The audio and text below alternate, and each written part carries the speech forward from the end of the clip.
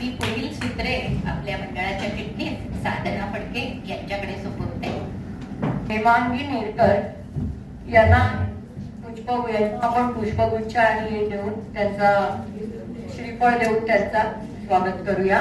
श्रीमद प्रभू शुभांगी मोगलूरकर.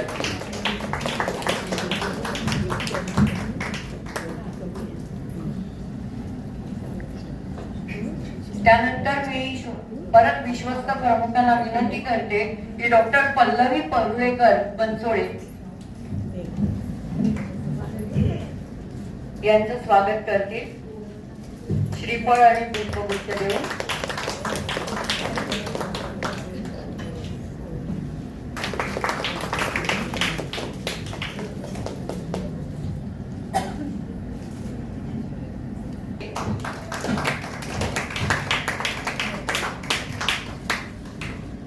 तसेच मी डॉक्टर पुष्पगुच्छ श्रीफळ देऊन स्वागत करूया. कोकण मराठी साहित्य परिषद गिरगाव शाखेच्या त्या सध्या अध्यक्षपद भूषवित आहेत. त्या कलामंच अंकाच्या संपादिका आहेत. त्यांचा थोडक्यात कथा संग्रहांची नावं घेते मी. काही त्यातली चिदानंदांच्या शोधात, वळता पाऊस, त्यांचा कविता संग्रह खूप मोठा आहे. त्यातली 2 नावं घेते मी, ओंजळ आणि प्रारब्ध. एकांकिका संग्रह खूप आहे, थोडासा सांगते. प्रभात, सूर्यास्त आणि क्रांती. ग्रंथ नक्षत्र देणं यांचं लेखन तसेच संपादन देखील त्यांनीच केलेलं आहे. बालसाहित्य, कथा असू दे, कविता लेखन असू दे, किशोर टॉनिक नावाचे मासिक वर्तमानपत्र देखील त्यांनी प्रकाशित केलेलं आहे. त्यांच्या बालकवितांचे चित्रीकरण हे गोवा सरकार art and cultural central library मध्ये त्याचं बालसाहित्य विभागात त्याचं चित्रीकरण झालेलं आहे. आकाशवाणीवरील ललित लेखांचे त्यांचे अभिवाचन चालते. बहुभाषिक कवी संमेलनाचे त्यांनी अध्यक्षपद भूषविले आहे. इतर कित्येक कार्यक्रमांचे मुख्य अतिथीपद देखील त्यांनी गौरविले आहे. त्यांच्या हेमांगी या नावावरून काव्य हेमा हे व्यासपीठाचे नामकरण देखील झालेले आहे. थोडक्यात पुरस्कार सांगते. मराठी वृत्तपत्र लेखक संघ हा महाराष्ट्र राज्याचा पुरस्कार त्यांना मिळालेला आहे. मनसा साहित्य हेतू हा भवानुबंध पुरस्कार त्यांना मिळाला आहे. मराठा मंदिर पुरस्कार इत्यादी अनेक पुरस्कार त्यांनी मिळवले आहेत. ताई, आमच्या मंडळात आपलं मनापासून स्वागत करते. यानंतर मी धनश्री गणात्रा, गायिका, संगीतकार, कवयित्री, लेखिका, कथाकथन, अभिवाचन व फिल्म मेकर म्हणजे अशा आजच्या पाहुण्या धनश्रीताई. प्रकाशित पुस्तके वाचते. माय फेसबुक वॉल ही मराठी कविता संग्रह त्यांचा आहे. धनु ज्ञानी आजची असा मराठी अभंगांचं त्यांचं पुस्तक आहे. My thoughts and quotes in English जे त्यांनी स्वतः इंग्लिश मध्ये लिहिलेले आहे त्याचंही पुस्तक त्यांनी प्रकाशित केलेलं आहे. रिपल्स ऑफ ट्रँक्विल इंग्लिश पोएम्सचा संग्रह सामना वृत्तपत्रामध्ये चालता बोलता याचं स्तंभलेखन देखील त्यांनी केलेलं आहे. Agnipankh the fire of fashion या लघुपटाला उत्कृष्ट दिग्दर्शकाचा पुरस्कार मिळालेला आहे. धनु ज्ञानियाची या अभंग संग्रहातील त्यांनी स्वतः संगीतबद्ध केलेलं आणि स्वतः गायलेलं काही निवडक अभंग पुणे आकाशवाणी केंद्रावर नियमितपणे अजूनही प्रसारित होत असतात. क्षेत्रात त्यांची दमदार कामगिरी केलेली आहे. त्यांच्या निशब्द या लघुपट संग्रहाच्या हिंदी, कन्नड आणि गुजराती भाषेत देखील अनुवाद झालेले आहेत. प्रसिद्ध गाण्यांची त्यांची लिस्ट खूप मोठी आहे. त्यातील हळदुले उन्ह सांडे हे भावगीत पद्मश्री सुरेश वाडकर यांनी गायले आहे. एकदा जोरदार टाळ्या. त्यांचे पुरस्कार वाचते. वीरांगणा सावित्रीबाई फुले राष्ट्रीय सन्मान पदक, महादेवी वर्मा स्मृती सन्मान, राज्यस्तरीवर ताराराणी गौरव पुरस्कार आणि most inspirational author award of 2021 त्या साली त्यांना मिळालेला आहे. सर्वोच्च सन्मान गदिमा पुरस्कार त्यांनी मिळवले आहेत. इत्यादी अनेकविध पुरस्कारांनी त्या सन्मानित आहे. ताई, आपलंही मनापासून स्वागत. यानंतर आपल्या चौथ्या पाहुण्या श्रीमती प्रिया कालिका बापट. त्यांनी मराठी आणि मास कम्युनिकेशन मध्ये MA केलेलं आहे. साहित्यिक आहेत, कवयित्री आहेत, मुलाखतकार, पत्रकार, माहितीपट, गीतपट, दिग्दर्शिका अशा सगळ्या क्षेत्रात यशस्वी कामगिरी केली आहे. कोविड सारख्या निराशेच्या काळातही त्यांनी ऑनलाईन काव्य संमेलन आयोजित केलं होतं, ज्यात जगभरातील जवळजवळ 5,000हून अधिक मराठी भाषिकांनी भाग घेतला होता.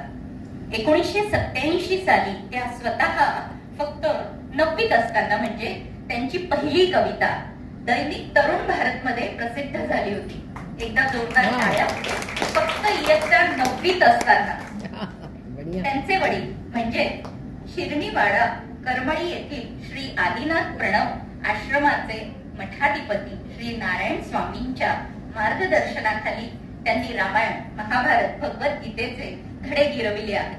संत साहित्यावर त्यांचा तगडा अभ्यास आणि संशोधन चालूच आहे.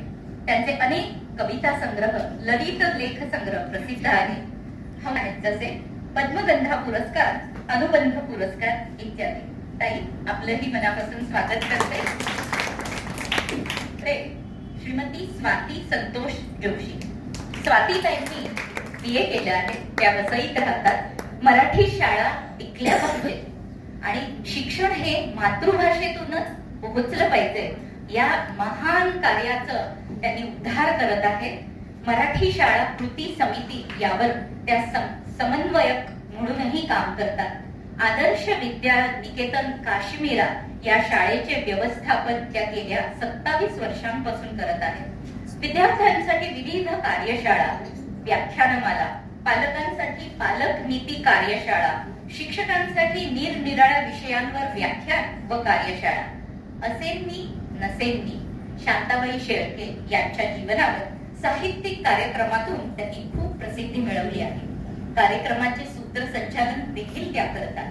पुरस्कार: क्रांतीज्योती सावित्रीबाई पुरस्कार 2016च्या golden book of world record मध्ये जाणीव या संस्थेअंतर्गत मुलींसाठी त्यांनी व्याख्यान दिलेलं आहे.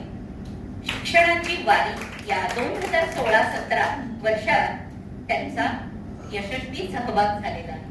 तेव्हा ताई, आपलंही पुन्हा एकदा मनापासून स्वागत करते आणि पुढील सूत्रे आपल्याकडे सोपविते. थँक्यू. सांदणे अशा मौनी घडत असे कवितेची कथा, जन्मभर भोगावी ही निर्मितीची व्यथा, ही निर्मितीची व्यथा. या गंधगीतासारखीच निर्मितीची व्यथा जन्मभर भोगावी लागते. या गंध संवेदनेची झाला रचणाऱ्या आरती प्रभूंच्या शब्दांची पूजा मांडण्याचे भाग्य मैत्रिणींना लाभले आहे आणि ते केवळ जयश्रीताईंमुळे. जयश्रीताई संगीतराव यांच्या संकल्पनेतूनच साकारलेला हा संपूर्ण कार्यक्रम आहे. त्याच्यामुळे मी त्यांना विनंती करते की त्यांनीही व्यासपीठावरती यावं.